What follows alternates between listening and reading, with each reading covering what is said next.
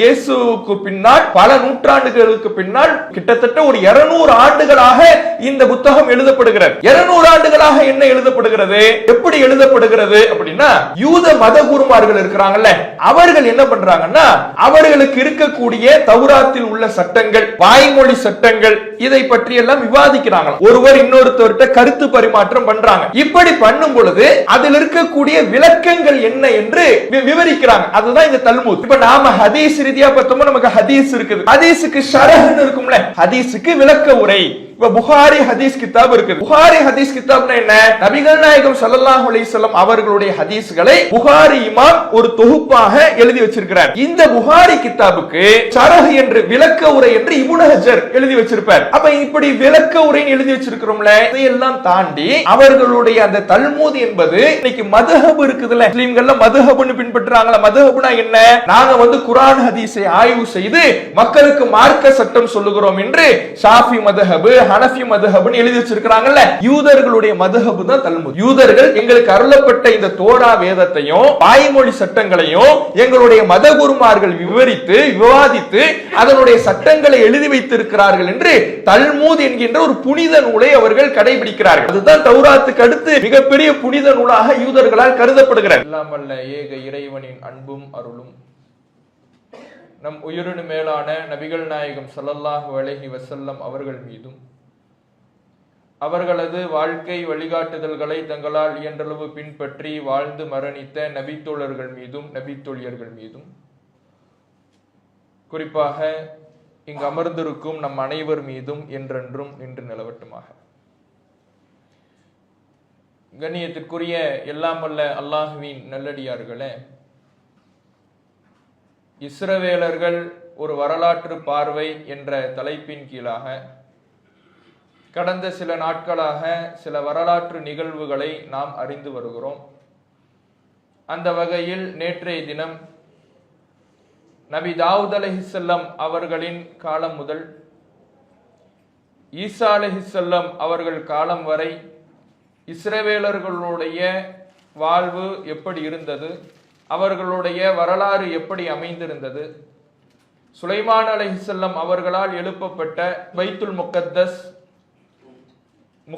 புக்தனஸர் என்ற பாபிலோனிய மன்னனால் அழிக்கப்பட்டது, அதன் பின்னால் ஆட்சிக்கு வந்த சைரஸ் என்ற மன்னன் யூதர்களை மீண்டும் ஜெருசலத்தில் வாழ அனுமதித்தார். அப்போது அந்த ஆலயம் மீண்டும் எழுப்பப்பட்டது. அதன் பிறகு ஈசா அலைஹிஸ்ஸலாம் அவர்கள் பிறந்தார்கள். தன்னுடைய தூதுத்துவத்தை மக்களுக்கு எடுத்து சொன்னார்கள். யூதர்கள் ஈசா அலைஹிஸ்ஸலாம் அவர்களை பொய்ப்பித்தார்கள் என்பது வரை நேற்று பார்த்திருந்தோம். ஈசா அலைஹிஸ்ஸலாம் அவர்கள் இறை தூதராக வருவதற்கு முன்பு அந்த யூதர்கள் எங்களுக்கென்று இறைவனிடமிருந்து ஒரு மெஸ்ஸையா வருவார், மெஸ்ஸையானா மீட்பர் அப்படின்னா அவர்களுடைய அர்த்தத்தின்படி மீட்பர், ஒரு தூதர், இறைவனிடமிருந்து ஒரு வழிகாட்டி வருவார் என்பதை அவர்கள் எதிர்பார்த்திருந்தாங்க. அந்த நேரத்தில் தான் நபி ஈசா அலைஹிஸ்ஸலாம் அவர்கள் பிறக்கிறார்கள். அவர்களுடைய பிறப்பே ஒரு அற்புதமாக இருந்தது. அப்ப இவ்வளவு நாள் எதிர்பார்த்து கொண்டிருக்கிறோம் என்று சொல்லக்கூடியவர்கள் ஏற்றுக்கொள்ளத்தக்க வகையில் ஒரு சான்றையும் அவருடைய பிறப்பிலேயே இறைவன் காண்பித்து விட்டான். அப்போது அவர்களை ஏற்றுக்கொள்வதுதான் மிக நியாயமான ஒரு விஷயமாக இருக்கும். பனி இஸ்ரவேலர்களுக்காக அனுப்பப்பட்ட தூதராகத்தான் ஈசா அலைஹிஸ்ஸலாம் அவர்கள் இருக்கிறார்கள். தன்னை இறை தூதர் என்று பிரகடனம் செய்கிறார்கள். அந்த யூத இனத்தில் ஒருவராகத்தான் ஈசா அலைஹிஸ்ஸலாம் அவர்கள் அனுப்பப்பட்டிருக்கிறாங்க. அப்படி அனுப்பப்பட்டிருக்கின்ற பொழுது நம்பிக்கை கொள்ளாமல் இருப்பதற்கு எந்த ஒரு தடையும் இல்லாமல் அவ்வளவு தெளிவான சான்றுகளை அல்லாஹ் அடுத்தடுத்து ஈசா அலைஹிஸ்ஸலாம் அவர்களின் மூலமாக சமர்ப்பிக்கிறார். ஆனாலும் ஈசா அலைஹிஸ்ஸலாம் அவர்களை யூதர்கள் பெரும்பாலும் நம்பிக்கை கொள்ளவில்லை. ஏன்னா ஈசா அலைஹிஸ்ஸலாம் அவர்களுக்கு முன்பு மதகுருமார்கள் என்று அவர்கள் இருந்தார்கள் என்பதை நேற்று பார்த்தோம். நிறைய மதகுருமார்கள் யூதர்கள் இருந்தாங்க. அவர்கள் தான் பெரிய அளவிலே அதிகாரம் பெற்றவர்களாக இருந்தார்கள். மன்னர்களை விட மிகப்பெரிய அதிகாரம் படைத்தவர்களாக ஒரு மன்னர் ஒரு முடிவை எடுக்கும் பொழுது கூட இந்த யூத மதகுருமாரிடம் ஆலோசித்துத்தான் எடுக்கக்கூடிய அளவிலே மிகப்பெரிய வலிமை வாய்ந்தவர்களாக, சக்தி வாய்ந்த ஒரு இடத்தில் இருப்பவர்களாக இருந்தார்கள். இப்படி மதகுருமார்கள் இருக்கின்ற வேளையில் ஈசா அலைஹிஸ்ஸலாம் தன்னை தூதராக பிரகடனம் செய்து விட்டால் இவர்களுக்கான மதிப்புகள் குறைந்துடும். ஒரு தூதர் வந்துட்டார்னா அதுக்கு பிறகு மதகுருமார்கிட்ட ஆலோசனை கேட்கிறது இருக்குமா? இருக்காது. அப்ப இதனாலேயே ஈசா அலைஹிஸ்ஸலாம் அவர்களை மறுக்க வேண்டும் என்பதற்காக, பொய்ப்பிக்க வேண்டும் என்பதற்காக, அவர் தூதர் இல்லை என்று மக்களிடத்திலே எடுத்து சொல்ல வேண்டும் என்பதற்காக பல்வேறு பொய்களையும் பல்வேறு அவதூறுகளையும் அள்ளி வீசுகிறார்கள். இறை தூதர்னா எப்படி இருப்பார் என்று எங்களுக்கு வேதத்தில் சொல்லப்பட்டிருக்குது, அது மாதிரி எந்த விதத்திலேயும் ஈசா இல்லை என்று சொல்லுகிறார்கள். சனிக்கிழமை எங்களுக்கு புனித நாளாக அறிவிக்கப்பட்டிருக்கிறது. அந்த நாளில் எந்த ஒரு வேலையும் நாங்கள் செய்யக்கூடாது என்று சொல்லப்பட்டிருக்கிறது. ஆனால் இவர் அந்த நாளிலே குணப்படுத்துகிறார், நிவாரணம் கொடுக்கிறார் என்று சொல்லுகிறார்கள். இப்படி நிறைய தவறான பிரச்சாரங்களை ஈசா அலைஹிஸ்ஸலாம் அவர்களுக்கு எதிராக செய்கிறாங்க. அதில் உச்சபட்சமாகத்தான் ஈசா அலைஹிஸ்ஸலாம் அவர்களுடைய பிறப்பை கொச்சைப்படுத்தினாங்க. அவர்களுடைய பிறப்பு தகப்பனார் இல்லாமல் இறைவனுடைய கட்டளையினால் பிறக்கிறாங்க. அப்படி இறைவனுடைய கட்டளையினால் பிறந்ததே ஒரு மிகப்பெரிய அற்புதம். அந்த அற்புதத்தை கொச்சைப்படுத்தும் விதமாக, மரியம் அலைஹிஸ்ஸலாம் அவர்களின் மீது அவதூறை அள்ளி வீசும் விதமாக இந்த யூதர்கள் பிரச்சாரம் செய்கிறாங்க. இதை பற்றி குர்ஆன், திருமறை குர்ஆன் சொல்லுகிறது. சூரத்து நிசா 4வது அத்தியாயம் 156வது வசனத்துல அல்லாஹ் சொல்றான், வ கௌலிஹிம் அலா மரியம புஹ்தானன் அலீமா, மரியமின் மீது மிகப்பெரிய அவதூறை, அபாண்டத்தை அவர்கள் சுமத்தினார்கள் என்று குர்ஆன் சொல்லுது. என்ன அவதூறு சொன்னாங்க? அவர்களுடைய கற்பொழுக்கத்தை பற்றித்தான் அவதூறு சொல்லி இருக்கிறாங்கிறது குர்ஆனுடைய வார்த்தையிலிருந்து நமக்கு தெரியுது. ஆனாலும் இவர்கள் நேரடியாக என்ன வார்த்தையில சொன்னாங்க என்பதை அவர்களுடைய வேதத்திலிருந்தே நாம தெரிந்து கொள்வதாக இருந்தால், பைபிளிலே யோவான் அப்படிங்கிற ஒரு அதிகாரம் இருக்கு. இன்னைக்கு கிறிஸ்தவர்கள் பைபிள் வேதம் வச்சிருக்கிறாங்கல்ல, இந்த பைபிளில் யோவான் அப்படிங்கிற ஒரு அதிகாரம் இருக்கிறது. அந்த அதிகாரத்தில் 8வது அத்தியாயம் 41வது வசனத்திலே இந்த யூதர்கள் இயேசு கிறிஸ்துவை எப்படி அணுகினார்கள் என்று சொல்லப்படுகிறது. ஈசா அலைஹிஸ்ஸலாம் அவர்கள் அவர்களுக்கு, யூதர்களுக்கு பிரச்சாரம் செய்கிறாங்க. அப்படி பிரச்சாரம் செய்கின்ற பொழுது, உங்களுடைய முன்னோர்கள் இருந்த மாதிரி நீங்க இருக்கிறீங்க, உங்க முன்னோர்கள் எந்த தப்புல இருந்தாங்களோ அதே தப்புல தான் நீங்க இருக்கிறீங்க என்று இயேசு பிரச்சாரம் செய்கிறார். அப்படி பிரச்சாரம் செய்கின்ற பொழுது இந்த யூதர்கள் இயேசு அவர்களிடத்தில் ஒரு பதில சொல்றாங்க, நாங்கள் வேசித்தனத்தினால் பிறந்தவர்கள் அல்ல. நாங்க வேசித்தனத்தினால் பிறந்தவர்கள் அல்லன்னு ஈசா நபிட்ட சொல்றாங்கன்னா, இயேசுட்ட சொல்றாங்கன்னா, அப்ப இயேசுவை என்னன்னு சொல்றாங்க?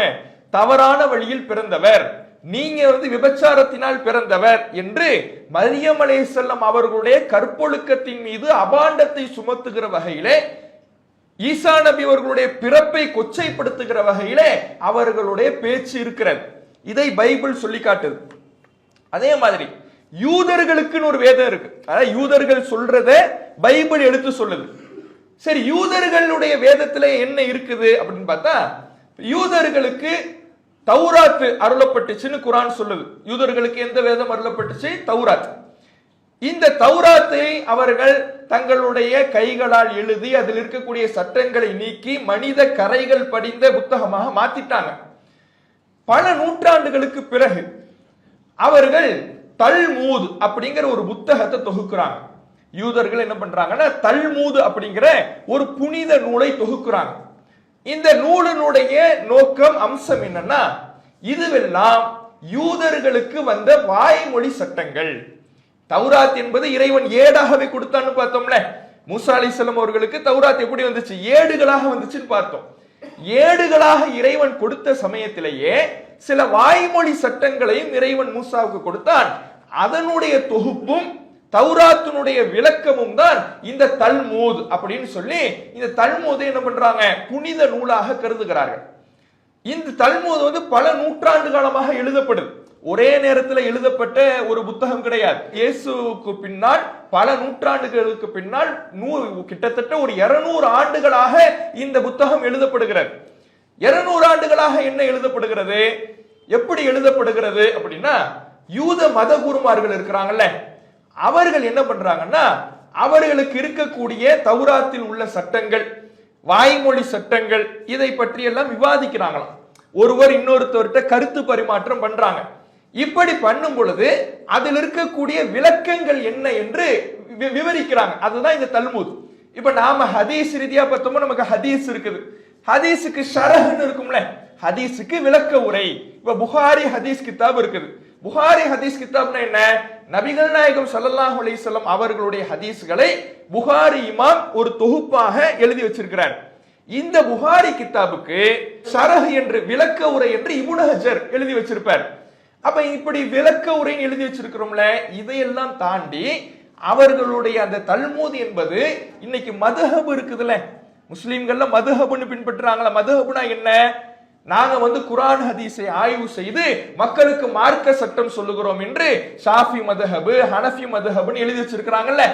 யூதர்களுடைய மதுஹப் தான் தல்முத். யூதர்கள் எங்களுக்கு அருளப்பட்ட இந்த தோரா வேதத்தையும் வாய்மொழி சட்டங்களையும் எங்களுடைய மத குருமார்கள் விவரித்து விவாதித்து அதனுடைய சட்டங்களை எழுதி வைத்திருக்கிறார்கள் என்று தல்முத் என்கின்ற ஒரு புனித நூலை அவர்கள் கடைபிடிக்கிறார்கள். அதுதான் தௌராத்துக்கு அடுத்து மிகப்பெரிய புனித நூலாக யூதர்களால் கருதப்படுகிறது. அந்த தல்முதுங்கிற வேதத்துல அவர்கள் ஷப்பத் அப்படிங்கிற ஒரு அதிகாரம் இருக்கிறது. ஷப்பத் அப்படிங்கிற ஒரு அதிகாரம், அதுல 104b அப்படிங்கிற பகுதியில இதை பற்றி ஈசா அலைஹிஸ்ஸலாம் அவர்களை பற்றி அவர்கள் என்ன எழுதி வச்சிருக்காங்கன்னா, அதாவது but the one who had relations with his mother and fathered him was named பண்டேரா.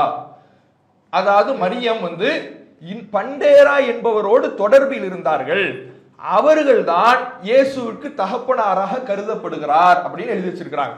Mariam அலைஹிஸ்ஸலாம் அவர்களை கொச்சைப்படுத்தும் விதமாக, அவர்களுடைய கற்பொழுக்கத்தை கேவலப்படுத்தும் விதமாக பண்டேரா என்பவரோடு அவர்களுக்கு ஒரு தொடர்பு இருந்தது, அவர்களின் மூலமாக பிறந்தவர் தான் இயேசு என்று ஈசா நபியை அவ்வளவு மட்டப்படுத்தி எழுதி வச்சிருக்கிறாங்க. இப்ப நாம இதை ஏன் மேற்கோள் காட்டுறோம் அப்படின்னா, இன்றைக்கு யூதர்கள் இஸ்ரேல்ல இருக்கிறாங்க, அவர்களுக்கு முழு சப்போர்ட் யாரு? கிறிஸ்தவர்கள் தான். பிரிட்டிஷ் அவங்க தான் இந்த இஸ்ரேல் உருவாவதற்கு காரணம். இன்றைக்கு அமெரிக்கா, மொத்த பக்கபலமும் அமெரிக்கா தான். அப்ப யூதர்களுக்கு மிகப்பெரிய எதிரியாக இருக்க வேண்டியவர்களே கிறிஸ்தவர்கள் தான். முதல் இடத்துல எதிர்க்க வேண்டியவர்களே கிறிஸ்தவர்கள் தான். யூதர்களை வெறுக்க வேண்டியவர்கள், யூதர்களை எதிர்க்க வேண்டியவர்கள் யார் என்றால் கிறிஸ்தவர்கள் தான். ஏன்? அவர்கள் யாரை கடவுளாக மதிக்கிறார்களோ அந்த மரியாளையும், அவர்கள் யாரை கடவுளாக வழிபடுகிறார்களோ அந்த இயேசுவையும் கொச்சைப்படுத்துகின்ற விதமாக, கேவலப்படுத்தும் விதமாக, விபச்சாரத்தில் பிறந்தவர் என்று தங்களுடைய வேதத்திலேயே யூதர்கள் எழுதி வச்சிருக்கிறாங்க. அப்ப யாரை எதிர்க்கணும்? கிறிஸ்தவர்கள் யூதர்கள் எதிர்க்கணும், யூதர்களுக்கு முதல் எதிரியாக நிற்கணும். ஆனா இன்னைக்கு அவங்க ரெண்டு பேரும் தான் கை கோர்த்து கொண்டு இன்றைக்கு இந்த உலகத்திலே மிகப்பெரிய குழப்பங்களை விளைவித்துக் கொண்டிருப்பதை பார்க்கிறோம். அப்ப இப்படி அவர்கள் ஈசா நபி அவர்களை கடுமையாக கொச்சைப்படுத்துறாங்க. அதை இன்றைக்கும் அவர்களுடைய வேதங்களில எழுதி வச்சிருக்கிறாங்க. ஒரு கட்டத்துல அங்க ரோமர்கள் தான் ஆட்சியில் இருந்தாங்க. அவர்களிடத்துல ஈசா நபி அவர்களை தப்பும் தவறுமாக சொல்லி கொலை முயற்சிக்கு அவர்கள் ஆட்படுத்துறாங்க. கொலை முயற்சி நடக்கிறது ஈசா நபி அவர்களை. இந்த நேரத்தில் அவர்களுடைய இறுதி முடிவு எப்படி அமைந்தது என்பதை, யூதர்களுடைய நம்பிக்கை என்னன்னா இயேசு கொல்லப்பட்டு விட்டார் அப்படிங்கறத யூதர்களுடைய நம்பிக்கை. இயேசு ரோமர்களுடைய ஆட்சியில மக்களால் கொல்லப்பட்டு விட்டார் அப்படிங்கிறது யூதர்களுடைய நம்பிக்கை. கிறிஸ்தவர்களுடைய நம்பிக்கை அப்படின்னா என்னன்னா, கிறிஸ்தவர்களுடைய நம்பிக்கையை பொறுத்தவரையில பவுல் அப்படிங்கிற ஒரு ஆள் இருக்கிறார். கிறிஸ்தவ உலகத்துல பவுலுங்கிற ஒரு ஆள் இருக்கிறான். அந்த பவுலுனுடைய வார்த்தைகள் தான் இன்றைக்கு கிறிஸ்தவமே. ஈசா நபி சொன்னதெல்லாம் கிடையாது. ஈசா நபி சொன்னதை இன்னைக்கு செஞ்சுக்கிட்டு இருக்கிறாங்க கிறிஸ்தவர்கள். ஈசா நபி சொன்னதைய பின்பற்றிக்கிட்டு இருக்கிறாங்க. ஈசா நபிக்கும் இன்றைக்கு இருக்கக்கூடிய கிறிஸ்தவத்திற்கும் எந்த தொடர்புமே கிடையாது. இன்றைக்கு இருக்கக்கூடிய கிறிஸ்தவம் எதை அடிப்படையாக கொண்டதுன்னா, பவுல் என்ற ஒரு தனி நபரை அடிப்படையாக கொண்டது. இந்த பவுல் யாருன்னா, ஈசா அலைஹிஸ்ஸலாம் அவர்களுடைய காலத்துக்கு ஒரு 10-15 ஆண்டுகளுக்கு பின்னால் அவன் ஒன்னை எழுதுறான். அவன் வேதம் என்று ஒன்னை எழுதுகிறான். அதைத்தான் இன்றைக்கு பைபிள் என்றும் சுவிசேஷங்கள் என்றும் கிறிஸ்தவ மார்க்கம் என்றும் இன்றைக்கு வழிபட்டு கொண்டிருக்கிறார்கள். அவன் என்ன எழுதுறான்னா, இயேசு கிறிஸ்து அவர் கொல்லப்பட்டு விட்டார். முதல்ல அவர் என்ன பண்றாரு? கொல்லப்பட்டு விட்டார். ரோமர்களால் சிலுவையில் அறையப்பட்டு விட்டார். ஆனால் சிலுவையில் அறையப்பட்டு ஒரு 3 நாட்களிலேயே மீண்டும் உயிர்த்தெழுந்து இறைவனுடைய மகனாக வந்தார். அதுவரை ஒரு மனிதராகத்தான் வலம் வந்தார். அதுவரை ஒரு இறை தூதராகத்தான் வெளிவந்தார், தீர்க்கதரிசியாகத்தான் வெளிவந்தார். அப்படி வந்தவர் அவர் ரோமர்களால் கொல்லப்பட்டார்ல, யூதர்களால் கொல்லப்பட்டார்ல, யூதர்களால் கொல்லப்பட்டு 3 நாட்களுக்கு பிறகு மீண்டும் உயிரோடு வந்தார், உயிர்த்தெழுந்தார். உயிர்த்தெழுந்த பொழுது அவர் இறைவனுடைய மகனாக வந்தார் என்பதை அவர்களுடைய பைபிளிலேயே ரோமர் அப்படிங்கிற அதிகாரத்துல 1வது அத்தியாயம் 4வது வசனத்துல எழுதி வச்சிருக்கிறாங்க. அப்ப கிறிஸ்தவர்களுடைய நம்பிக்கை என்ன? சிலுவையில் அறையப்பட்டு கொல்லப்பட்ட இயேசு கிறிஸ்து 3 நாட்களுக்கு பிறகு உயிர்த்தெழுந்து வந்து இறைவனுடைய மகனாக வந்தார் அப்படிங்கிறது அவர்களுடைய நம்பிக்கை. இப்ப இந்த 2 நம்பிக்கையுமே குர்ஆன் மறுக்குது. யூதர்களுடைய இந்த கொல்லப்பட்டு விட்டார் அப்படிங்கிற நம்பிக்கையை மறுக்கிறது. கொல்லப்பட்டு விட்டு 3 நாட்களுக்கு பிறகு உயிர்த்தெழுந்து வந்தார் என்கின்ற நம்பிக்கையையும் குர்ஆன் மறுக்கிறது. அல்லாஹ் குர்ஆன்ல சூரத்து நிசாவுல 157வது வசனத்திலே அல்லாஹ் சொல்லுகிறான், வமா கத்தலூஹு, அவர்கள் அவரை கொல்லவில்லை. யூதர்களுக்கு அல்லாஹ் மறுப்பு சொல்றான், அவர்கள் அவரை கொல்லவில்லை. வமா சலபூஹு, அவர்கள் அவரை சிலுவையிலும் அறையவில்லை. கொலை செய்யவும் இல்ல, சிலுவையிலும் அறையல. அப்ப என்ன நடந்துச்சு? வலாக்கின் சுப்பிஹலஹும், என்றாலும் அவர்களுக்கு ஆள்மாறாட்டம் செய்யப்பட்டது. வேறு ஒருத்தரை பிடிச்சி அவர்தான் இயேசு கிறிஸ்துன்னு நினைச்சு அவரை சிலுவையில் அறைந்தார்கள், கொன்றார்கள். ஈசா நபி அவர்களை கொல்லல, ஈசா நபி அவர்களை சிலுவையில் அறையல. ஈசா நபி போன்ற தோற்றத்தில் இருக்கக்கூடிய வேறொரு நபரை பிடித்து அவரை தான் கொன்றாங்க, அவரை தான் சிலுவையில் அறைந்தார்களே தவிர ஈசா நபி அவர்களை அவர்கள் கொல்லவும் இல்லை, சிலுவையில் அறையவும் இல்லை. அப்ப ஈசா நபி என்ன ஆனாங்க? பல் ரஃபஅஹுல்லாஹு இலைஹி, அல்லாஹ் அவர்களை தன் பக்கம் உயர்த்தி கொண்டான். வானுலகத்துக்கு என்ன பண்ணிக்கிட்டான்? உயர்த்தி கொண்டான். அவர்களை அல்லாஹ் காப்பாற்றி, அவர்களுக்கு எதிராக நடந்த கொலை முயற்சியிலிருந்து அல்லாஹ் காப்பாற்றி அவர்களை அல்லாஹ் வானுலகத்துக்கு உயர்த்தி கொண்டான் என்பதைத்தான் குர்ஆன் சொல்லுகிறது. அப்ப அவர்கள் ஈசா நபி அவர்கள் கொலை செய்யப்படவும் இல்லை, அவர்கள் சிலுவையில் அறையப்படவும் இல்லை, அவர்கள் அல்லாஹ்விடத்திலே உயர்த்தி கொள்ளப்பட்டார்கள் என்பதை நாம பார்க்கிறோம்.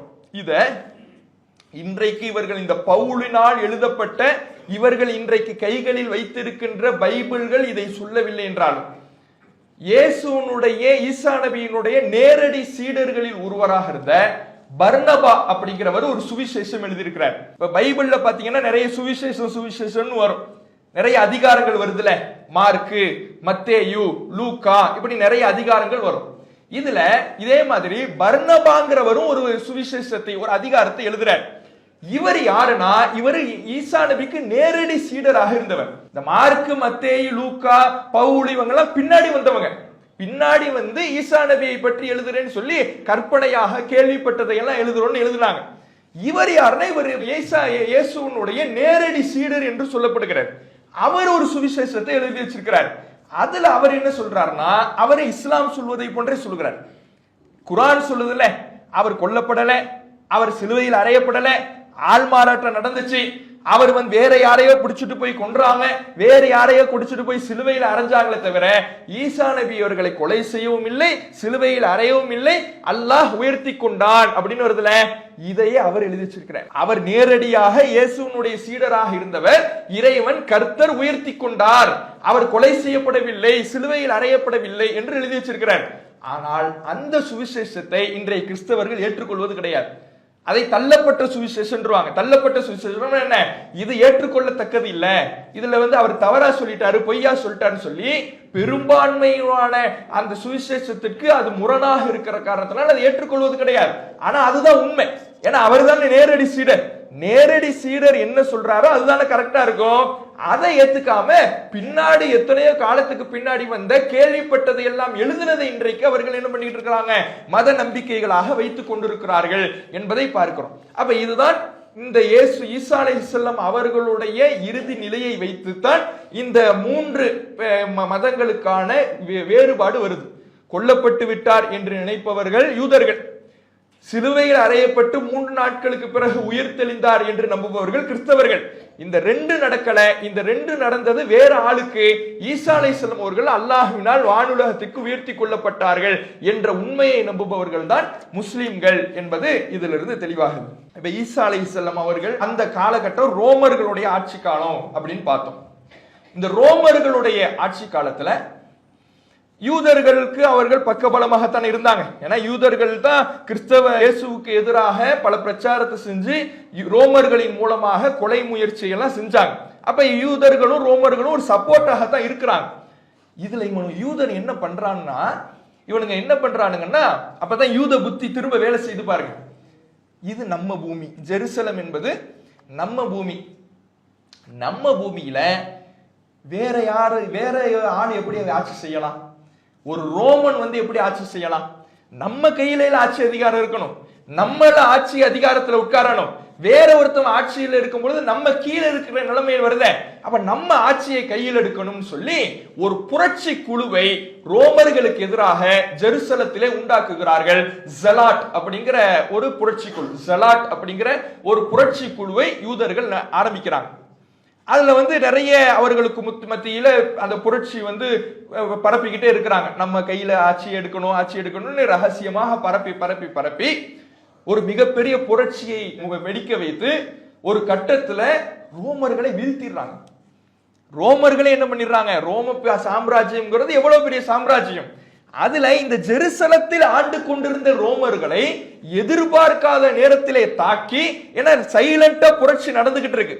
இவங்க என்ன பண்றாங்கன்னா சைலண்டா ஒவ்வொரு ஆளையும் ஆட்கள் திரட்டி ஒரு சைலண்ட் புரட்சி இங்க நடந்துகிட்டு இருக்கு. சைலண்ட் புரட்சியினால இவங்க அதை கண்டும் காணல. யூத மதகுருமார்கள் தானே, மதகுருமார்கள் என்ன பண்ணிட போறாங்க? அவர்கள் மதத்தை தான் பேசிக்கிட்டு இருப்பாங்க என்று அசால்ட்டா இருந்ததுனால எதிர்பார்க்காத விதத்தில் தாக்கி ரோமர்களை வீழ்த்தி இவர்கள் ஆட்சியில் அமர்ந்துடுறாங்க. ஆனா ரோம சாம்ராஜ்யம் சும்மா விடுமா? இத்தாலியை தலைமையிடமாக கொண்டதுதான் ரோம சாம்ராஜ்யம். அப்ப ரோம சாம்ராஜ்யம்ங்கிறது சாதாரணமாக ஒரு சின்ன ஊரு குறுநில மன்னர்கள் கிடையாது. உலகத்தினுடைய பெரும்பகுதியை ஆண்டவர்கள், உலகத்தினுடைய பெரும்பகுதியை தன்னுடைய கட்டுப்பாட்டுக்குள்ளே வைத்திருந்தவர்கள். அவ்வளவு பெரிய சாம்ராஜ்யம். இன்றைக்கு இருக்கக்கூடிய அமெரிக்கா, ரஷ்யா போன்ற வல்லரசுன்னு பேசுறோம்ல, இதையெல்லாம் தூக்கி சாப்பிடக்கூடிய வகையில இருந்த சாம்ராஜ்யம். அவங்க சும்மா விடுவாங்களா? அடுத்து கிபி 70, இது எல்லாமே கிபி 70 நடக்குது. கிபி 70 டைட்டஸ் என்பவனை அனுப்பி வைக்கிறாங்க ரோமர்கள். டைட்டஸ் அப்படிங்கிற ஒரு தளபதியினுடைய தலைமையின் கீழே ஒரு படையை அனுப்பி வைக்கிறாங்க. அனுப்பி வச்சா அவன் துவம்சம் செஞ்சுட்டான். போட்டு எல்லாரையும் தாக்கி கொலை செய்து யூதர்கள் தப்பிச்சால் உயிர் பழச்சா போதும்னு சொல்லி ஜெருசலத்தை விட்டு ஓடி, ஏற்கனவே 2வது தடவை கட்டி வச்சிருந்தாங்களே சைரஸ் உடைய காலத்துல மஸ்ஜித் அல்-அக்ஸா, பைத்துல் முகத்தஸ், அதையெல்லாம் அவன் இடித்து சிதிலமடைய வச்சு அப்படி சதைச்சிட்டான் அந்த பள்ளிவாசலை. அங்கொண்டு இங்கொண்டு ரொம்ப முழுமையான கட்டிடமாக இல்லாமல் சிதைந்து காணப்படுகின்ற அளவுல அதை சிதைத்து யூதர்களை வெட்டி வீழ்த்தி கொலை செய்து கொடூரமாக தாக்கி ரத்த ஆறு ஓடுகின்ற அளவுக்கு மிகப்பெரிய தாக்குதலை அங்க தொடுத்து ஓட விடுகிறான். அங்கிருந்து என்ன பண்றாங்க? தப்பிச்சா புழைச்சோம்னு ஓடுறாங்க. கொஞ்ச நாள் கழியுது. சில யூதர்கள் அந்த டைட்டஸை சந்திக்கிறாங்க. சந்திச்சு அங்க இருந்த ரோம மன்னனை சந்திச்சு, நாங்க இனிமே எந்த புரட்சியிலையும் ஈடுபட மாட்டோம், எங்களுக்கு ஒரு கல்வி கூட நடத்துறதுக்கு மட்டும் அனுமதி தாங்க அப்படின்னு சொல்லி யோஹானான் பென் ஜக்காய் அப்படிங்கிற ஒரு யூத மதகுருவனுடைய தலைமையில சில யூதர்கள் வராங்க திரும்ப ஜெருசலத்துக்கு அங்க ஆட்சி செய்து கொண்டிருந்தவனிடத்துல, நாங்க எந்த புரட்சியில இனிமே ஈடுபட மாட்டோம், நாங்க அமைதியா இருக்கிறோம், ஒரே ஒரு கல்வி கூட மட்டும் நடத்திக்கிறோம் அப்படின்னு சொல்லி அனுமதி வாங்கி கல்வி கூடத்தை நடத்துகிறார்கள்.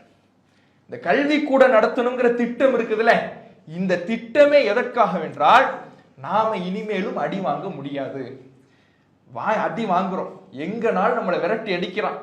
நாம என்ன பண்ணணும்னா நம்முடைய சிந்தனையை, நம்முடைய வரலாறை, நம்முடைய தலைமுறையினருடைய வரலாறை நம்முடைய அடுத்த தலைமுறைக்கு கடத்த வேண்டும், சொல்லிக் கொடுக்க வேண்டும் என்று முடிவு செய்துதான் அவர்கள் ஒரு கல்வி கூடத்துக்கு அனுமதி வாங்கி தங்களுடைய பிள்ளைகளுக்கு தங்களுடைய வேதத்தை போதிக்கிறாங்க, தங்களுடைய வரலாறை போதிக்கிறாங்க.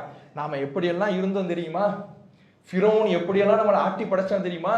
இந்த உலகத்துல எவ்வளவு கொடுமைகளை நம்ம அனுபவிச்சிருக்கிறோம் தெரியுமா? நம்ம எவ்வளவு பாதிக்கப்பட்டிருக்கிறோம் தெரியுமா? இப்படியே அவர்களுடைய பாதிப்புகளை, அவர்களின் மீது செய்யப்பட்ட அடக்குமுறைகளை தங்களுடைய பிள்ளைகளுக்கு சொல்லிக் கொடுத்து வளர்க்கிறாங்க. ஏன் இப்படி சொல்லிக் கொடுத்து வளர்க்கின்ற பொழுது இவர்கள் நாளைக்கு உருவாகும் பொழுது இவர்களின் மூலமாக நிறைய மாற்றங்கள் வரும்.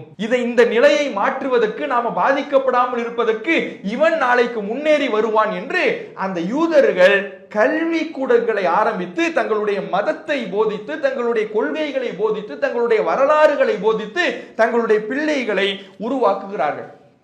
இப்படியே ஒரு 100 ஆண்டுகள் கிட்ட இப்படியே ஓடுகிறது.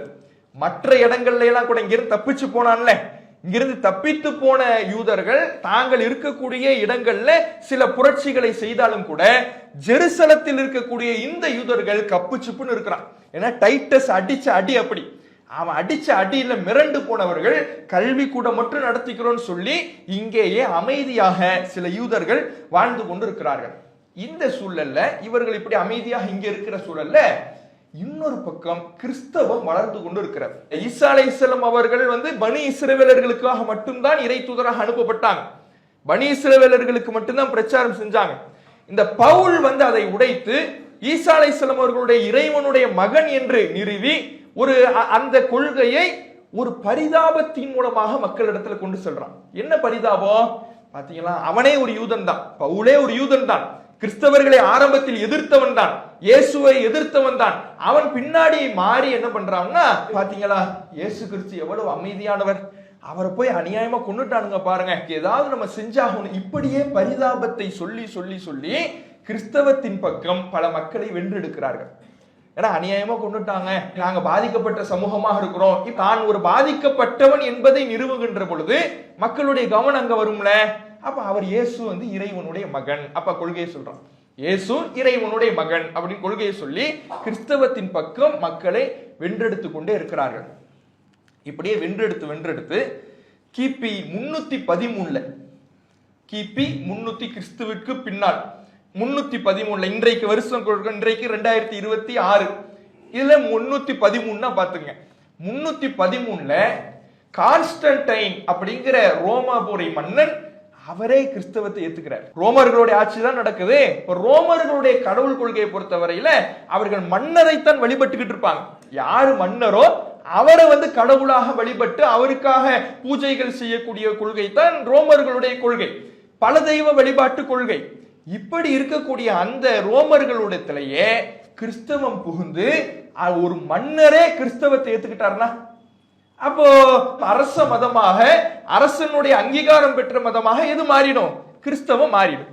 இப்ப ஏற்கனவே பயந்து ஒடுங்கி யூதர்கள் ரோமருடைய சாம்ராஜ்யத்துக்கு கீழே கிடக்குறாங்க. இப்ப கான்ஸ்டன்டைனே கிறிஸ்தவத்தை ஏத்துக்கிட்டாருன்னா, ஒரு மன்னரே கிறிஸ்தவத்தை ஏத்துக்கிட்டாருன்னா யூதர்களுக்கு எதிராக கடுமையான அடிகள் விழுகிறது.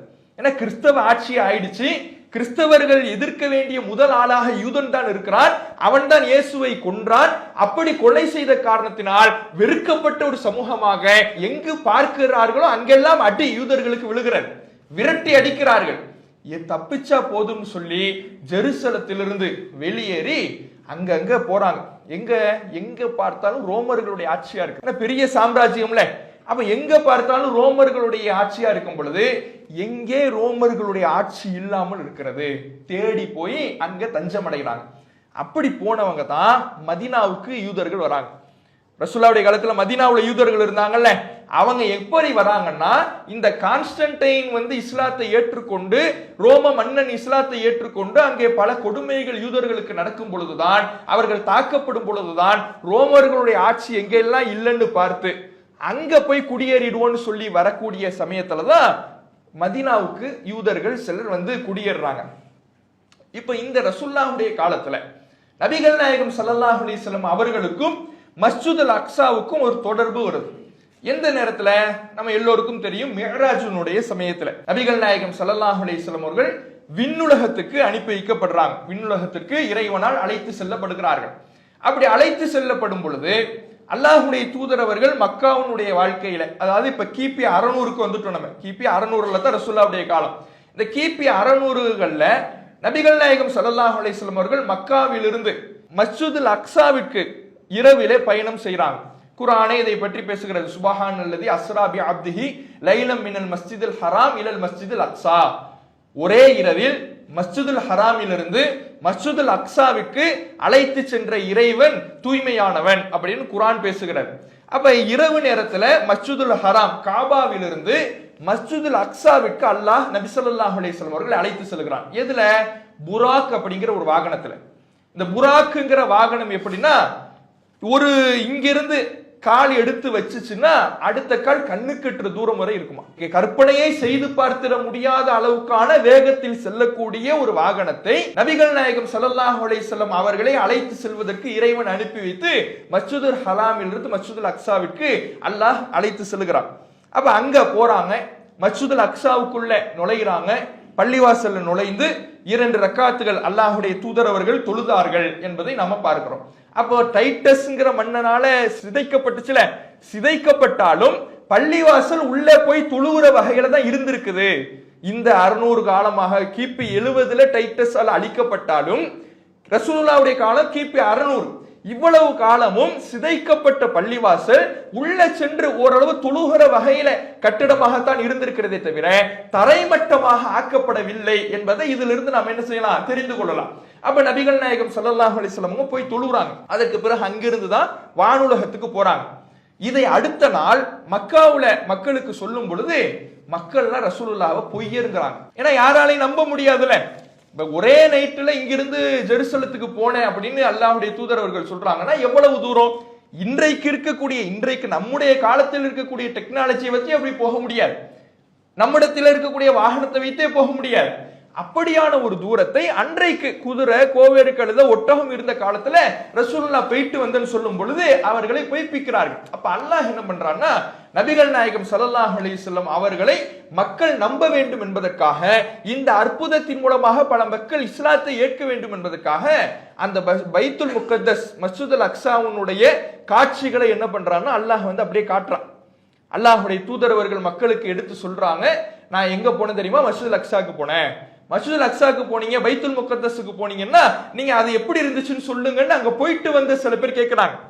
அங்க இருந்து வியாபார தொடர்பு இருந்துச்சு. சிரியாவுக்கும் மக்காவுக்கும் வியாபார தொடர்பு இருந்துச்சு. மக்காவிலிருந்து சிரியாவுக்கு வியாபாரம் போவாங்க. அப்படி போகக்கூடிய வழியில ஜெருசலம் இருக்கிறதுனால அந்த பகுதிக்கு போயிட்டு வரக்கூடியவங்களா இருந்தாங்க. அப்ப நீங்க அங்க போயிருந்தீங்கன்னா, ஒரே நைட்ல போயிருந்தேன்னு சொல்றீங்க, அது நம்புற மாதிரி இல்ல. சரி, போயிருந்தீங்கன்னா அது எப்படி இருக்கும்னு சொல்லுங்க. ரசூலுல்லாஹ்ட்ட கேட்கும் பொழுது நபி ஸல்லல்லாஹு அலைஹி வஸல்லம் அவர்களுக்கு அல்லாஹ் அந்த காட்சியை காட்டுகிறான். அதை பார்த்து பார்த்து அல்லாஹ்வுடைய தூதர் அவர்கள் இப்படி இருக்கும் இப்படி இருக்கும் இப்படி இருக்குன்னு விவரிக்கும் பொழுது அவர்கள் நம்பினார்கள் என்பதை நாம பார்க்கிறோம். அப்ப இது நபிகள் நாயகம் ஸல்லல்லாஹு அலைஹி வஸல்லம் அவர்களுடைய காலகட்டத்துல. இதே காலகட்டத்தில் அல்லாஹ்வுடைய தூதர் அவர்களுடைய இதே 600 காலகட்டத்துல 614 கிபி 614 ரோமுடைய ஆட்சியில தானே இருந்துச்சு. இப்ப இந்த ரோமர்கள் தோற்கடிக்கப்பட்டு பாரசீகர்கள் வெல்கிறார்கள். பாரசீகம் அப்படிங்கிற ஒரு சாம்ராஜ்யம் இருந்துச்சு. ரோம சாம்ராஜ்யம் ஒரு புறம், இன்னொரு புறம் பாரசீகத்தினுடைய சாம்ராஜ்யம்.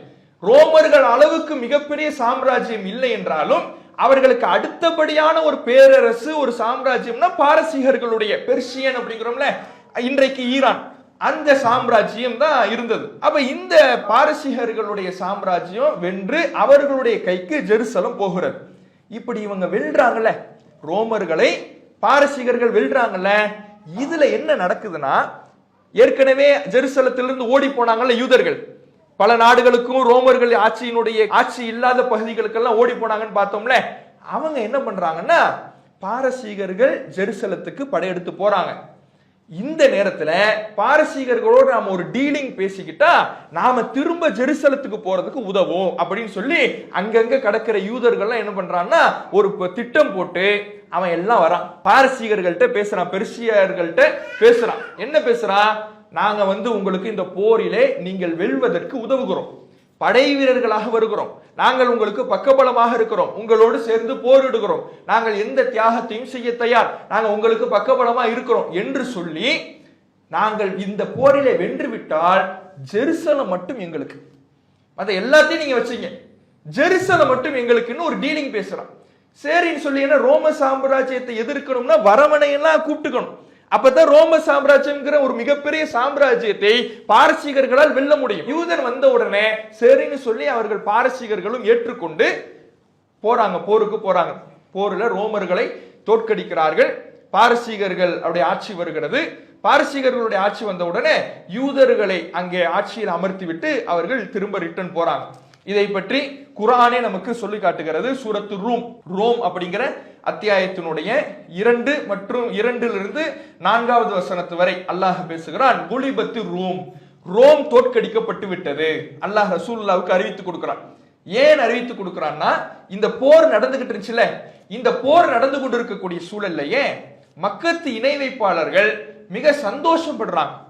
ஏன் சந்தோஷப்படுறாங்கன்னா, பெர்சியாவுடைய பாரசீகத்தினுடைய கை தான் ஓங்கி இருக்குது. பாரசீகம் என்பது பல தெய்வ வழிபாடுனுடைய கொள்கை உள்ளது. நெருப்பை வணங்கக்கூடியவர்கள். அப்ப நெருப்பை வணங்கக்கூடிய கொள்கை என்பது, பல தெய்வ வழிபாட்டு கொள்கை என்பது அந்த இணை வைப்பாளர்களுடைய கொள்கைக்கு தோதுவா இருக்குது. ஏன்னா அவனுடைய கொள்கையும் பல தெய்வ வழிபாட்டு கொள்கை தானே, 2 பேருடைய கொள்கையும் தோதுவா இருக்குது. ரோமர்களுடைய கொள்கை என்ன? கிறிஸ்தவம். கிறிஸ்தவம் என்பது என்ன? வேதம் வழங்கப்பட்டவர்கள். அப்ப கிறிஸ்தவமும் வேதம் வழங்கப்பட்டவர்கள், இஸ்லாமும் வேதம் வழங்கப்பட்டவர்கள்.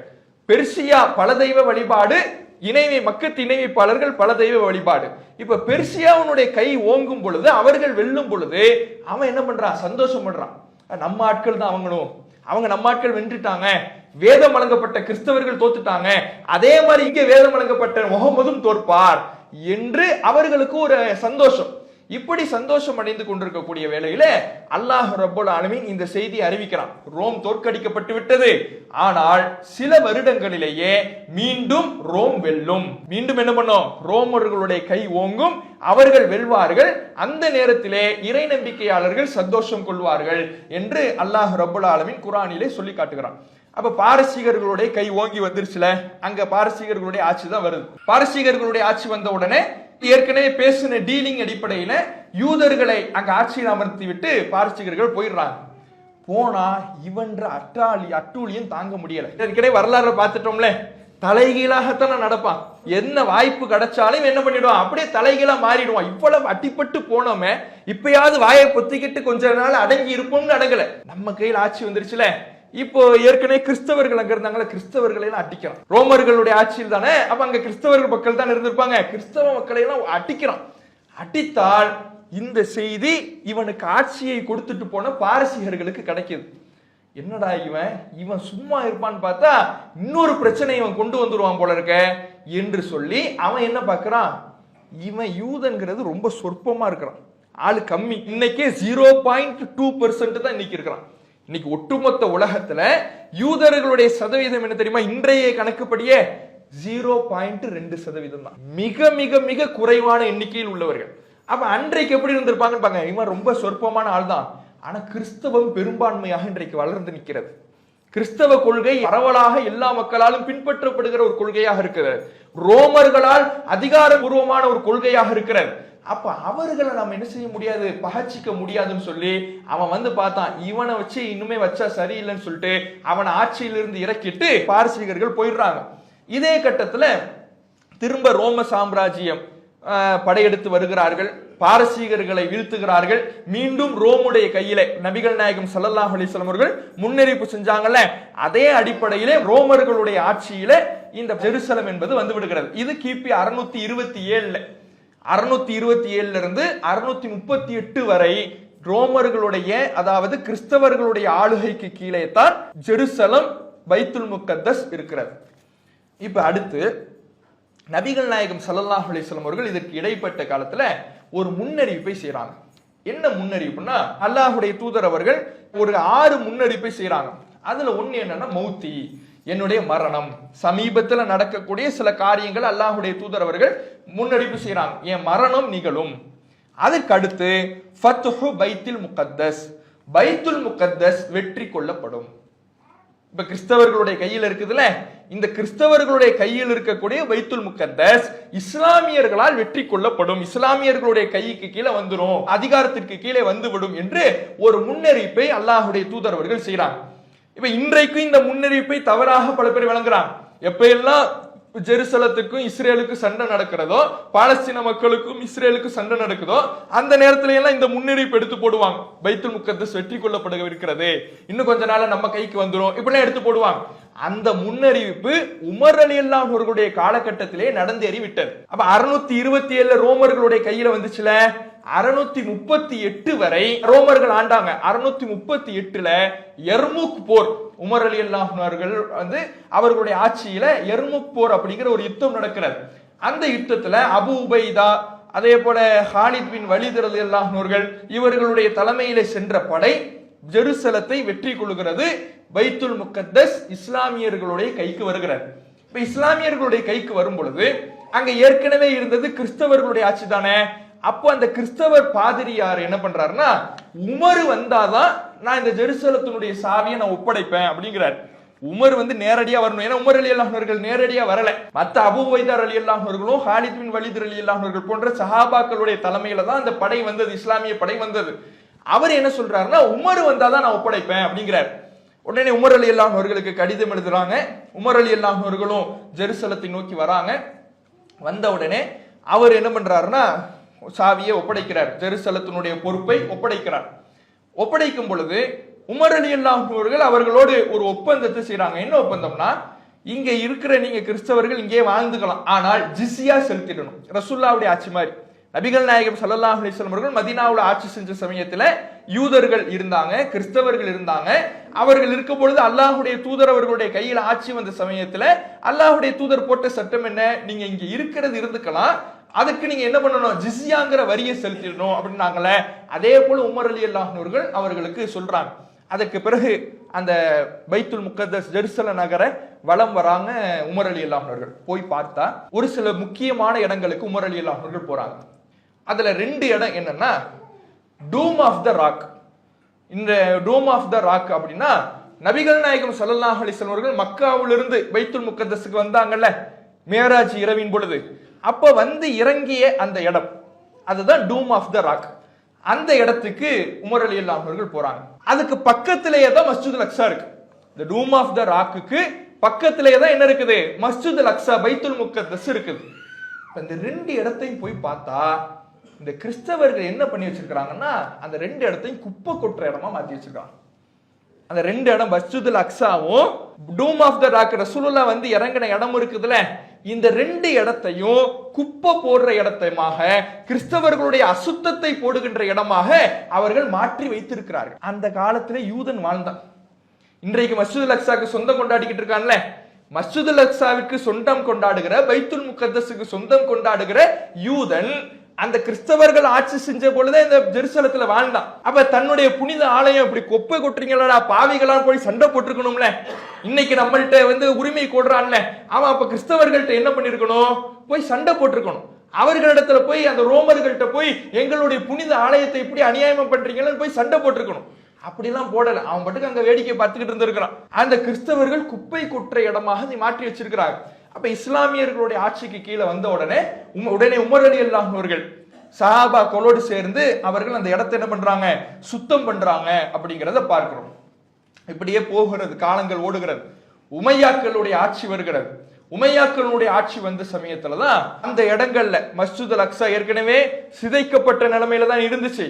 அந்த சிதைக்கப்பட்ட இடத்துல மஸ்ஜிதுல் அக்ஸா மீண்டும் கட்டப்படுகிறது. இந்த டூம் ஆஃப் த ராக் இருக்குல்ல, அந்த நபிகள் நாயகம் ஸல்லல்லாஹு அலைஹி வஸல்லம் அவர்கள் இறங்கிய இடம், அந்த இடத்துல இன்னொரு பள்ளிவாசல் கட்டப்படுகிறது. சஹ்ரா, மஸ்ஜிது சஹ்ரா அப்படிங்கிற ஒரு பள்ளிவாசல் கட்டப்படுகிறது. இன்னைக்கு நமக்கு இன்டர்நெட்ல, சமூக வலைதளங்கள்ல மஸ்ஜிதுல் அக்ஸா அப்படின்னு நீங்க போட்டீங்கன்னா ஒரு தங்க கலர் முலாம்பூசின ஒரு இடம் தானே காட்டப்படுது. மஸ்ஜிதுல் அக்ஸானால எதை காட்டப்படும், ஒரு தங்க டூம் வச்ச இடம் தான் நமக்கு பள்ளிவாசலாக காட்டப்படும். ஆனா அது மஸ்ஜிதுல் அக்ஸாவே கிடையாது, அது மஸ்ஜிது சஹ்ரா. இந்த பாறை இருந்த இடத்துல ரசூலுல்லாஹ் இறங்கிய இடத்துல ஒரு பள்ளிவாசல் கட்டப்பட்டுச்சுல, அதுதான் இன்றைக்கு நம்ம மஸ்ஜிதுல் அக்ஸான்னு நினைச்சுக்கிட்டு பார்க்கக்கூடிய பள்ளி. அது மஸ்ஜிதுல் அக்ஸாவே கிடையாது, அது மஸ்ஜிது சஹ்ரா. சஹ்ரானா பாறை, அந்த பாறைக்கு மேல் கட்டப்பட்ட பள்ளிவாசல். மஸ்ஜிதுல் அக்ஸாங்கிறது அதுக்கு பக்கத்துல தான் இருக்குது. இந்த மஸ்ஜிதுல் அக்ஸா இப்ப என்ன ஆணுச்சு அப்படிங்கறத நம்ம பார்த்தோம்னா, இப்ப உமையாக்களுடைய ஆட்சியில் இந்த 2 பள்ளிவாசலும் கட்டப்பட்டுருச்சா, இப்படியே இஸ்லாமியர்களுடைய ஆளுகைக்கு கீழேயே தொடர்ச்சியாக இந்த ஜெருசலம் மஸ்ஜிதுல் அக்ஸா, பைத்துல் முகத்தஸ் இருந்து கொண்டே வருகிறது. பல்வேறு தாக்குதல்களை தொடுத்து பார்த்துக்கிட்டே இருக்கிறாங்க ரோமர்கள். ஆனா அவர்களால் ஒண்ணுமே பண்ண முடியல முஸ்லிம்களை. முஸ்லிம்களுடைய கைதான் ஓங்கி இருக்கிறது. முஸ்லிம்களுடைய ஆளுகையிலிருந்து இதை மீட்டெடுக்க அவர்களால் முடியவே இல்லை. இந்த சமயத்துல கடுமையான அடி வாங்கி விடுகிறார்கள் ரோமர்கள், ஐரோப்பியர்கள் கடுமையான அடி வாங்கி விடுகிறார்கள். அடி வாங்கி தங்களுடைய அவ்வளவு பெரிய சாம்ராஜ்யமாக இருந்தவர்கள் தங்களுடைய ஆளுகையிலிருந்து ஒவ்வொரு பகுதியாக இழந்து இழந்து இழந்து மிகப்பெரிய ஒரு நஷ்டத்தை சந்தித்த நிலைமையில போப்பை போய் பார்க்கிறாங்க. இன்னைக்கு போப் ஆண்டவர்னு இருக்கிறாங்களே கிறிஸ்தவனுடைய மத குருமாரா. அப்ப அந்த சமயத்துல 1095 கிட்டத்தட்ட இன்னிலிருந்து ஒரு 1000 வருஷத்துக்கு முன்பு 1095ல அப்போ போப்பாக இருந்தவருடைய பெயர் இரண்டாம் அர்பன். அவரை போய் பார்க்கிறாங்க. அவரை போய் பார்த்து, நாம நம்முடைய இயேசு கிறிஸ்து வாழ்ந்த இடம், உயிர்த்தெழுந்த இடம் என்பது இந்த ஜெருசலம், அது இஸ்லாமியர்களுடைய ஆட்சியில இருக்கிறது நல்லது இல்லை அப்படின்னு சொல்லி சில கிறிஸ்தவர்கள் போய் கோரிக்கை வைக்கிறாங்க. ஆனா இந்த கோரிக்கை என்பது மத வழிபாட்டு தலத்தை மீட்பதற்காக அல்ல. அது அவர்களுடைய நோக்கம் கிடையாது. அவர்களுடைய நோக்கம் என்னன்னா ஐரோப்பாவுடைய யூரோப்பினுடைய ஆட்சியை வலுப்படுத்தணும், தங்களுடைய அரசு அதிகாரத்தை கொண்டு போகணும் என்பதுதான் அவர்களுடைய நோக்கம். அதற்கு முலாம் பூசுவதற்காக ஒரு காரணத்தை அவர்கள் என்ன உருவாக்கி இருக்கிறாங்கன்னா, இயேசு கிறிஸ்து இந்த ஊர்ல தானே பிறந்தாரு, அவர் உயிர்த்தெழுந்த இடம் இதுதானே, அந்த இடம் எப்படி இஸ்லாமியர்களுடைய கையில் இருக்கலாம்னு சொல்லி ஒரு போப்புட்ட போய் கோரிக்கை வைக்கிறார். அந்த போப்பு என்ன பண்றாருன்னா, உலகத்தில் இருக்கக்கூடிய எல்லா கிறிஸ்தவர்களுக்கும் அவர் ஒரு அறிவிப்பை வெளியிடுறார். என்ன அறிவிப்பு? நாம் ஜெருசலத்தை மீட்க வேண்டும், ஜெருசலம் கிறிஸ்தவர்களுடைய கையில வர வேண்டும், அதற்காக நாம முயற்சி பண்ணணும், அதற்காக நாம போரிட வேண்டும். இந்த போரிலே நீங்கள் கலந்து கொண்டீர்கள் என்றால் உங்களுடைய பாவங்கள் எல்லாம் மன்னிக்கப்பட்டு விடும் என்று அந்த போப்பு ஒரு அறிவிப்பு செய்கிறார். அறிவிப்பு செய்தால் ஐரோப்பிய தேசங்களிலிருந்து கிறிஸ்தவர்கள் படை திரண்டு லட்சக்கணக்கான பேர் வராங்க. ஒவ்வொருத்தரும் சிலுவையை தூக்கி கொண்டே வருகிறார்கள். சிலுவையை தூக்கி கொண்டே வராங்க. அவர்கள் அதை ஒரு அடையாளமாக, தங்களுடைய அடையாளமாக கொண்டு வருகிறார்கள். அதனாலதான் இந்த போருக்கு பெயர் சிலுவை போர். சிலுவை போர்னு வரலாறு சொல்லுவாங்களே, இந்த போர் இப்பதான் நடக்குது. முஸ்லிம்களுக்கு எதிராக கடுமையான முறையில லட்சக்கணக்கான கிறிஸ்தவர்கள் படை திரண்டு வருகிறார்கள். பார்க்கிற இடங்களில் எல்லாம், வழியில எல்லாம் யூதர்களையும் இவங்க கொள்றாங்க. வழியில அங்கங்க யூதர்கள் இருப்பாங்கல்ல, அந்த யூதர்களையும் கொள்ளுகிறார்கள். இஸ்லாமிய அரசாங்கங்களுக்கு எதிராக கடுமையான முறையில தாக்குதலை தொடுக்கிறார்கள். அந்த சமயத்துல இஸ்லாமிய ஆட்சியாளர்கள், சில திறமையற்ற ஆட்சியாளர்கள் இருந்த காரணத்தினால இஸ்லாமிய ஆட்சியாளர்களால் தாக்கு பிடிக்க முடியல.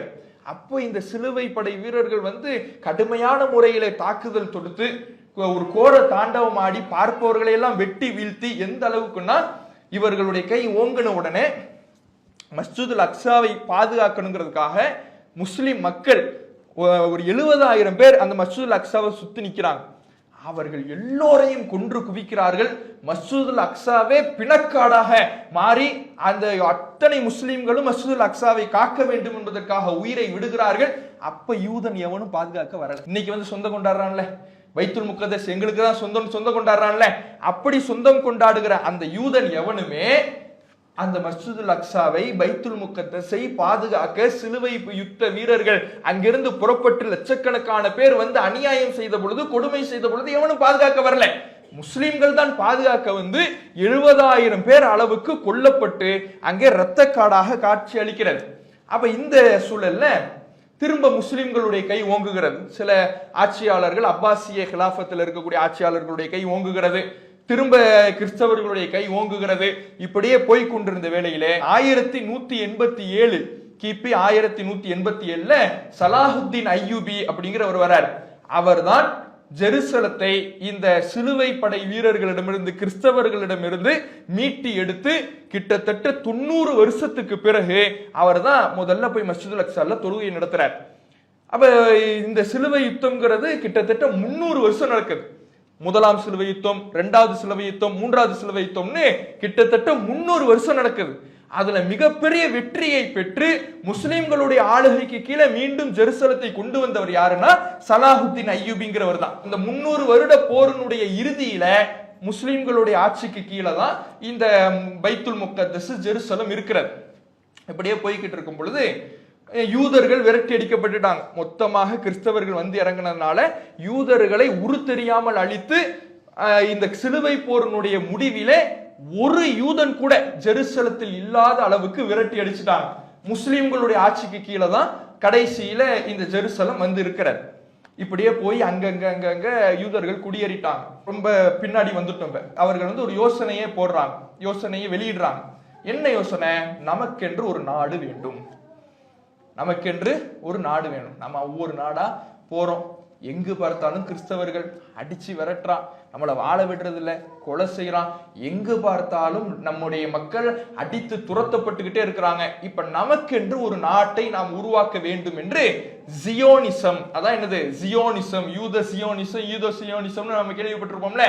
அப்போதுதான் அந்த ஜியோனிசத்தினுடைய ஐடியா உருவாகிறது. அந்த ஐடியாவை போட்டவன் யாருன்னா தியோடர் ஹெர்சல் அப்படிங்கிறவன் தான் அந்த ஐடியாவை, இன்றைக்கு இஸ்ரேல்னு ஒரு நாடு உருவாகி இருக்குதுன்னா அதுக்கு காரணம் அவன் தான் உருவாக்குறான். அந்த ஐடியாவை சொல்லுகிறான், முன்மொழிகிறான். அப்படி முன்மொழிந்து அவன் வந்து என்ன பண்றான்னா, ஒரு நாடு உருவாக்குறதுன்னா சாதாரணமா உருவாக்கிட முடியாதுல்ல, அதுக்கு பொருளாதாரத்தை திரட்டணும். யூத பணக்காரர்களுக்கெல்லாம் கடிதம் எழுதுறான். கடிதம் எழுதி வாங்க நமக்கென்று ஒரு நாடை உருவாக்குவோம்னு அவன் அழைக்கிறான். அழைத்து ஒரு ஆலோசனை கூட்டத்தை நடத்த முடிவு செய்தால் அந்த ஆலோசனை கூட்டத்துக்கு வந்த யூதர்கள் மொத்தம் 6 பேர் தான். இன்னைக்கு நாட்டை உருவாக்கிட்டான். நாட்டை உருவாக்குனதுக்கு வந்த யூதர்கள் எத்தனை பேரு? வெறும் 6 பேர். அந்த 6 பேர் நினைச்சு முடிவு செஞ்சு இன்னைக்கு நாட்டையே வாங்கிட்டான் பாருங்க. அப்ப அந்த 6 பேர், இந்த தியோடர் ஹெர்சல்ங்கிறவன் ஒரு பத்திரிகையாளன், அவன் தான் இந்த ஐடியாவை என்ன பண்றான், நமக்கென்று ஒரு நாடை உருவாக்கணும்னு சொல்லி நிறைய ஐடியாவை பேசுறான். இதுல எப்படி அவர்கள் இந்த நாட்டை கையகப்படுத்தினார்கள், எப்படி கொள்ளைப்புறமாக வந்தார்கள். முஸ்லிம்கள் தான் ஒட்டுமொத்தமாக பைத்துல் முகத்தஸையும் ஜெருசலத்தையும் சிலுவை யுத்த வீரர்கள் வந்து நாசம் செய்த பொழுது பாதுகாத்தவர்கள், உயிரை கொடுத்தவர்கள், போரிட்டவர்கள், தங்களுடைய ஆளுகைக்கு கீழே வைத்திருந்தவர்கள் முஸ்லிம்கள் தான். பைத்துல் முகத்தஸை குப்பை கூடமாக மாற்றியிருந்தவர்கள் தான் கிறிஸ்தவர்களும் யூதர்களும். அப்படி இருந்த இஸ்லாமியர்களிடமிருந்து இந்த நாட்டை எப்படி அவர்கள் கைப்பற்றினார்கள், எப்படி அவர்கள் கொள்ளைப்புறமாக வந்தார்கள், இன்றைக்கு இஸ்ரேல் என்ற நாடு உருவாவதற்கு பின்னணியில என்ன இருக்கிறது, இது இல்லாம நபிகள் நாயகம் ஸல்லல்லாஹு அலைஹி வஸல்லம் அவர்களுடைய காலத்தில் இந்த யூதர்கள் எப்படி இருந்தார்கள், இவர்களுடைய இறுதி முடிவு எப்படி இருக்கும் என்பதையெல்லாம் இன்ஷா அல்லாஹ் நாளைய தினம் இறுதி நாளன்று நாம இந்த தகவல்களை அறிந்து கொள்வோம். அஸ்ஸலாமு அலைக்கும் வரஹ்மத்துல்லாஹி வபரகாத்துஹு. அல்லாஹு அக்பர், அல்லாஹு அக்பர்.